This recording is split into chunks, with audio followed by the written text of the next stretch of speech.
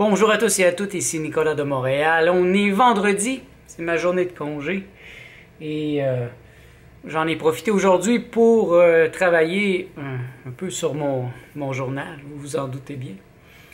Ça avance, mais ça avance à pas de tortue, tout doucement. Et ça me prend c'est comme faire un gros mandala. Je me rappelle, il y a 15 ans, j'ai fait des mandalas et c'était beaucoup de travail. C'était des milliers de petits carrés sur une toile 4 pieds par 4 pieds. Ben là, c'est différent. C'est des milliers de mots dans un livre présentement qui a près de 450 pages. Ouais, c'est 450 pages dans une grosseur 10 en format 8,5 par 11. Donc, probablement que le livre, quand il sera publié dans un format plus petit, aura, je sais pas, près de 800 ou 700 pages. Et c'est un gros travail que je fais présentement. C'est pas évident. Et en même temps, ça l'est. C'est très paradoxal. C'est difficile par moments. Parce que ça me ramène dans mes souvenirs. Alors même que je suis en train de tenter de faire la paix, d'assumer ces fantômes, comme j'ai parlé dans mon dernier vidéo, de faire la paix. Et puis j'ai plein de rêves. Je suis content. J'arrive à noter plusieurs rêves présentement. Cette nuit, par exemple, j'en ai noté 3. Et ça, c'est une bonne nuit. Et ça me permet de voir plus clair. Noter mes rêves, ben, ça m'encourage parce que ça fait que j'ai pas un gros trou en plein milieu de ma journée. Hein. Si vous allez vous coucher et que vous vous rappelez pas de vos rêves, mais il y a un gros trou dans votre vie. Parce que les rêves, sans cesse, me parlent.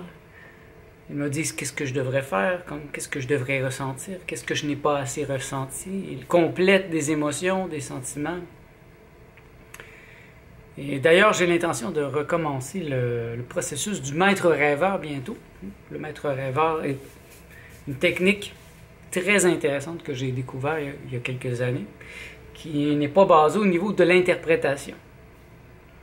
C'est plutôt une technique d'énergisation des rêves, pour les faire travailler pour moi. Et faire le lien entre le jour et la nuit. Ça, pour moi, c'est important. Parce que mes rêves sont très chargés présentement. Je fais beaucoup de rêves où c'est comme si je suis en train de mourir. En fait, je l'ai bien dit dernièrement. Je veux me suicider. Mais c'est un suicide vivant, c'est-à-dire que je veux être un suicidé vivant. C'est pas un suicide mort, là. C'est pas le suicide de quelqu'un qui est déprimé, qui ne sait plus quoi faire et puis il veut en finir. Non, c'est le suicide d'un être qui veut s'éveiller. Le suicide de la personne. Donc, le travail que je fais présentement, il est de mon avis que tous devraient le faire avant leur mort physique, parce qu'après, il est trop tard. Donc, à mon avis, c'est extrêmement sain, ce que je suis en train de faire.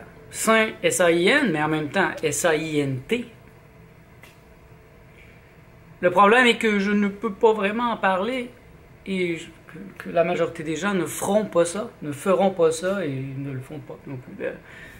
Ils vont attendre après.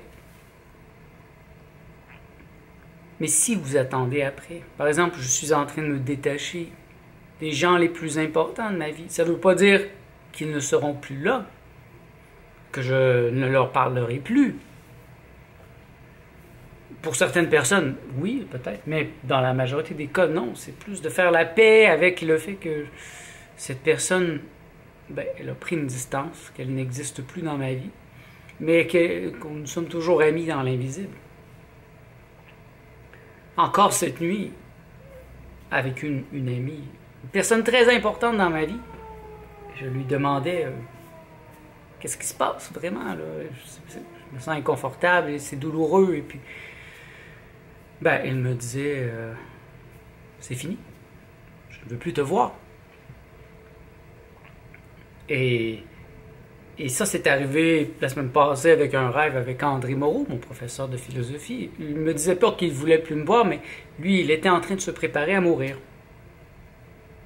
Donc, il était très affairé à lui-même. Et il avait peu d'attention pour nous qui étions autour de lui parce qu'il s'affairait à rester dans son centre de gravité permanent. Il était tout de même présent, mais je pouvais sentir que c'était la fin.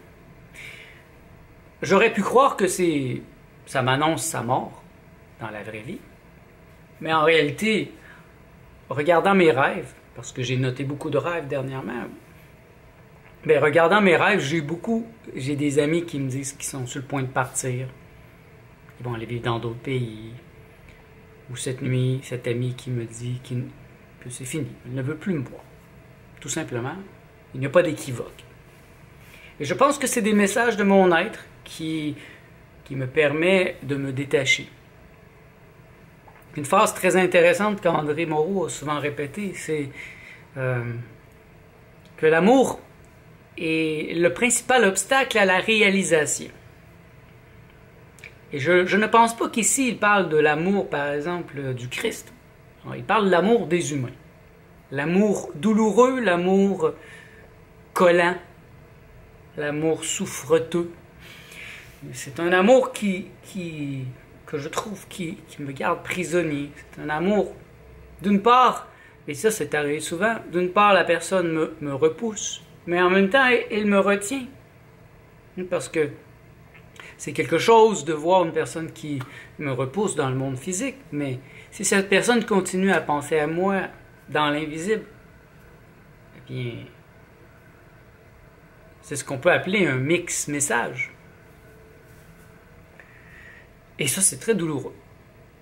C'est comme dire à un enfant, c'est beau ce que tu as fait, mais lui donner une claque.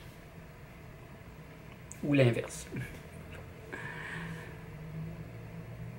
Et ça crée un mix message, ça crée une distorsion. Et ça m'oblige à monter dans le paradoxe. Et je me rappelle que cette nuit, ce rêve m'a beaucoup marqué. Tout de suite, quand je me suis réveillé, j'avais mal, c'était douloureux. C'est mon cœur qui se libère, mais je suis content. Mais en même temps, j'étais comme, je pense où je suis. Je pense plus que je suis plus que je pense. Donc, il y a eu des moments où je pensais plus que j'étais. Donc, je pensais à ça, je me disais, c'est fini, je ne la verrai plus, je ne lui parlerai plus. Mais en même temps, je me disais, non, c'est un rêve, c'est mon rêve. Et c'est mon être qui me parle. Et mon être me dit qu'il me faut me détacher de cette personne, radicalement, pour me libérer, pour entrer dans le « je suis ». Et là, j'entrais dans un état, dans le ici-maintenant. Ça me ramenait dans le ici-maintenant. Et bien sûr, ma pensée repartait. Et si vous faites de la méditation, vous savez de quoi je parle. Je peux rester dans le vide quelques secondes, quelques minutes, et là, ça repart. Et soudain, je me rends compte que je suis en train de penser. Et là, je reviens. Et ça dure un temps, et je repars dans une pensée qui m'a percuté. Et le but ultime, c'est de rester en équilibre dans le néant, dans le je suis, dans le plein que je suis. Et donc, cette libération, cette nuit, cette libération de cette personne à l'intérieur de moi m'a beaucoup aidé. En fait, je ne suis pas en train de me plaindre, je suis en train de... Par cette vidéo, je tente de mettre des mots sur ce que je ressens pour bien l'actualiser d'une certaine manière. Et tant mieux si ça vous parle, et certains d'entre vous m'ont dit que ça leur parlait ce qui se passe en moi. Et je crois que c'est sain.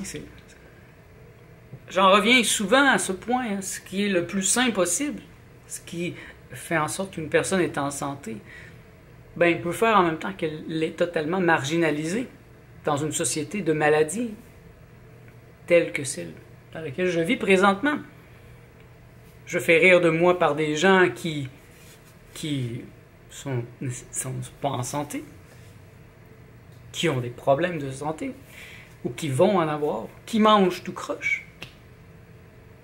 Et moi, parce que je veux une nourriture crudivore, végane, ben, je suis l'idiot.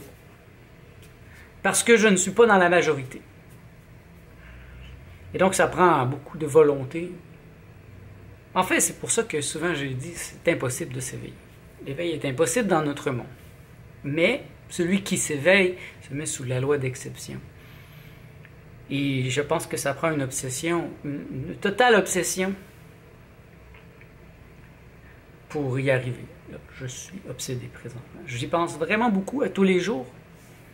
Et je veux me stabiliser, je veux entrer dans cet état du Christ, je veux, comment dire, installer mon Christ intérieur, me convertir en lumière, mais une conversion totale. Et je vois bien que l'amour est le principal obstacle qui m'empêche de me réaliser. L'amour que moi j'ai, l'amour des autres, qui me retient, qui me ramène dans le passé, surtout, et qui m'envoie dans le futur aussi. C'est comme chercher... C'est très absurde. C'est totalement absurde. Ce que ma personne est en train de faire, c'est absurde. Elle se débat. Quand je parle de ma personne, je parle de Nicolas Lehoux, le programme Nicolas Lehoux. Il se débat dans un monde qui est une représentation. Il cherche son sens, il cherche à rester le maître, le dominateur, à dominer la situation. Alors que mon être m'invite à lâcher prise, à capituler, à arrêter d'avoir peur. Il faut cesser d'avoir peur. Il ne faut plus avoir peur de rien. Ne pas avoir peur de perdre ces gens que j'aime, l'argent, ne pas avoir peur de faire rire de moi. Être dans la confiance hyperbolique. C'est extrêmement profond, ce mouvement en moi. Par chance, je suis un écrivain, et donc je m'efforce de le décrire, de mettre des mots sur ces sentiments. Et je sais que je pourrais, dans 10 ans, dans 20 ans, revenir vers ces textes que je suis en train d'écrire, ce journal très profus qui est là présentement. Je fais beaucoup d'écriture automatique. Et ça m'aide beaucoup parce que c'est comme si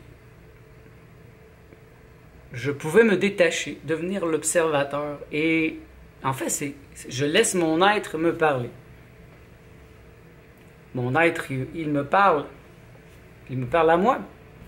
Donc je pose une question. Comment je peux arrêter ceci? Comment je peux faire cela?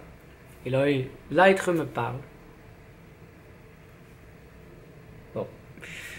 C'est en partie mon imagination, mais ces temps-ci, il y a des grands moments de clarté, de lucidité, et je crois qu'il y a vraiment beaucoup de connaissances qui m'est transmise. J'aimerais tellement, comme mes amis médiums, pouvoir entendre directement ces maîtres, mon être, entendre la voix de mon logos. Je n'y arrive pas encore. Mais ça m'est arrivé. Et lors d'expériences psychédéliques, j'ai eu des visions de cet état total qui pourrait être, qui est en fait le mien. Et c'est ça le paradoxe, c'est que je suis déjà dans cet état. Trop de gens cherchent dans le futur, cherchent à se perfectionner, cherchent des techniques, alors que l'éveil, je suis déjà. L'éveil est hors du temps et de l'espace, donc c'est un état qui est avant même que je sois. Et c'est cette culbute qui est difficile, et c'est là que je dis, mon mental présentement, il est mon pire ennemi. Il m'empêche de basculer. Mon mental s'accroche. Il s'accroche au rebord de la fenêtre. Il s'accroche au réel, au rationnel. Il veut un sens, un but, alors que l'être veut me faire basculer dans l'immanence, dans la non-dualité, où il n'y a pas de but, il n'y a rien à faire, il n'y a pas à me perfectionner, il n'y a pas à convaincre personne. Plus j'avance, moins j'ai le goût de convaincre. J'avoue qu'à une époque, j'étais un petit peu plus résistant là-dessus et j'ai cherché à convaincre beaucoup, mais de plus en plus, ça m'est complètement égal. Par exemple, hier, sur Facebook, quelqu'un avait mis un article dans un groupe psychédélique à propos que les champignons pourraient nous aider à sauver la planète, à être plus conscients des changements climatiques. D'habitude, je n'interviens pas parce que je vois que ce n'est pas nécessairement constructif, mais hier, j'ai décidé de mettre mon grain de sel, juste en disant à la personne, tu sais, les gens qui font des psychédéliques ont généralement un esprit critique. Ils se posent des questions. Et cet agenda des changements climatiques, il me semble assez évident que ça vient de l'appareil manipulateur plutocratique. C'est une conspiration, bien sûr. Les gens qui ont créé ce mouvement, il y a près de, je pense, 40 ans, sont membres de ceux qui bénéficient le plus de cette peur qui est provoquée chez les citoyens du monde. Et quand, dans les faits, il n'y a pas de changement climatique tels qu'ils sont décrits. Bien sûr qu'il y a des changements climatiques, mais ça fait partie de n'importe quelle planète. Leur problème, c'est qu'ils mettent ça sur les êtres humains. Donc, c'est l'être humain qui provoque présentement les problèmes sur la Terre. Non. Et c'est quoi la différence avec la religion? C'est encore un péché. L'être humain est en train de tuer sa planète.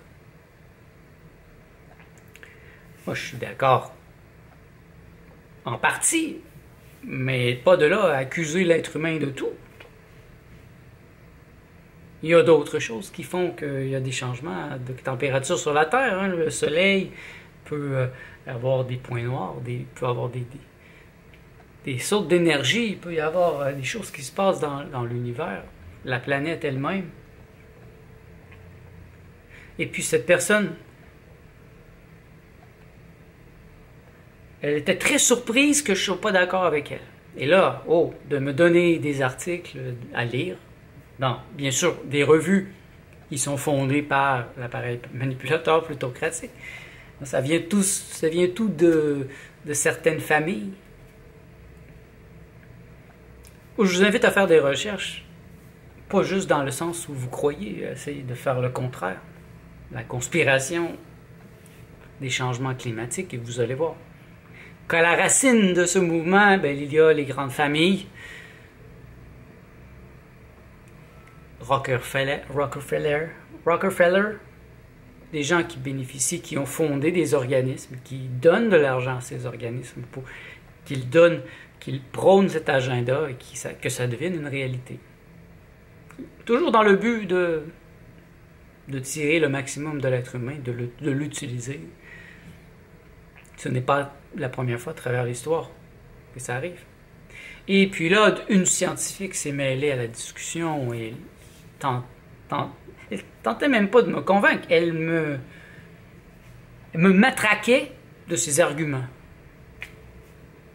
me disant que c'est un consensus scientifique, mais consensus scientifique. OK, mais tous ces articles qui ont été écrits par des gens qui ont dit le contraire, qui ont perdu l'argent pour continuer leurs recherches, qui sont dans l'oubli présentement, bien sûr, elle n'en parlait pas. Un des plus célèbres, hein, bien sûr, Tesla, qui nous a amené une technologie nouvelle, une technologie sans fil, gratuite, libre, mais qui l'utilise présentement? C'est certainement pas nous, les êtres humains. Et par moments, je me disais, est-ce que ça vaut la peine de continuer à écrire? Je ne voulais pas attaquer, Je voulais continuer d'avoir une attitude de gentleman, même si la personne est complètement... c'était un matraquage de ce qu'elle avait. C'est comme régurgiter, hein, comme un oiseau qui régurgite pour que ses petits puissent manger. Elle me régurgitait ce qu'elle avait entendu dans les médias, sans même filtrer l'information, sans même se poser la question à qui ça profite. Bien, moi, je me pose cette question. Et je remonte tellement loin que j'en suis à vouloir m'éveiller complètement, de manière permanente. Comment puis-je convaincre la majorité dominante que c'est l'état le plus saint qui existe? L'état du Christ, l'état de Gandhi, qui était un grand saint, l'état des grands maîtres, l'état de Bouddha. Qu'est-ce qu'il y a de plus important que d'entrer dans ces états? Rien. À mon avis, rien. Et si vous ne le faites pas, bien, votre vie ne sert pas à grand-chose. Vous allez devoir recommencer, tout oublier, recommencer. Et la réincarnation est la loi de ceux qui y croient. Mais c'est un mouvement naturel, à mon avis. C'est la chose la plus naturelle de revenir sans cesse. Et même pourquoi je dis que je mets la réincarnation à la poubelle, c'est que je ne veux pas me réincarner. Pas dans ce processus automatisé qui fait qu'on revient sans cesse, sans même se poser les questions, sans avoir le choix. Non. Je veux me créer un centre de gravité permanent, et ça dès maintenant. Être dans l'état du suicidé vivant avant de mourir. Et donc, il n'y aura pas de mort pour moi. Mon corps pour soi ne mourra pas parce qu'il sera entré dans l'éternité. Comme ces grands maîtres, les maîtres ascensionnés, par exemple. Voilà, pour aujourd'hui. Ce sont des pensées quand même lourdes, j'en suis confiant. Mais j'aime les partager avec vous, j'aime savoir ce que vous en pensez. Et c'est un message aussi que je me lance dans le futur. Quand j'écouterai cette vidéo dans 10 ans, dans 20 ans, ça sera très intéressant de voir où j'en étais. Où Nicolas Lehoux, le programme, en était. Merci d'être à l'écoute. On se revoit dans le prochain vlog.